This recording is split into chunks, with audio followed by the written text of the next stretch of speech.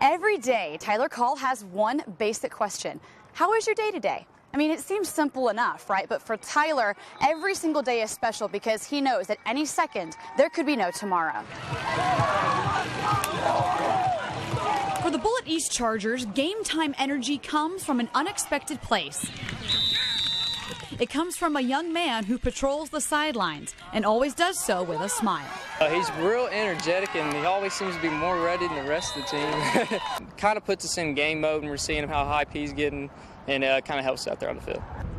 I love football. That's my favorite sport. What do you like so much about football? I'm hanging out with my team, and they love me a lot, and I love them too. For the last 3 years, 22-year-old Tyler Call has been a manager for the Bullitt East football program. He helps me with whatever I need him to do. If I ask him to help with the water cart over there, he will help us with that. If I ask him to help us with the jerseys, he's such a blessing to us. And everyone who knows him will say he has a huge heart. Unfortunately for Tyler, that is all too true. When he was about 2 weeks old, a pediatrician said there was a heart murmur and sent him to the heart doctor. Well, then the heart doctor said with the problem with his heart that he would have 10 or 12 open heart surgeries. But 4 years later, the Calls would learn that surgery was not an option. Found out he had a condition called Ehlers-Danlos syndrome, which also means he cannot ever be sewn up, so they can never do an open heart now.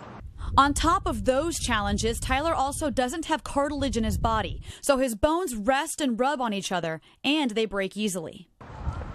You know, the biggest issue is, they can't fix him. Because the way they explain it, he can be walking across the floor and drop dead. There'll be no signs. Doctors told the Calls that Tyler probably wouldn't live past 5 years old, but Susan and Dan refused to put their son in a bubble. On June 3rd this year, Tyler turned 22 years old, and even though he's graduated from Bullitt East, he's still there every Friday night along the sidelines. This school I cannot say enough about, so they didn't have to let him be part of this.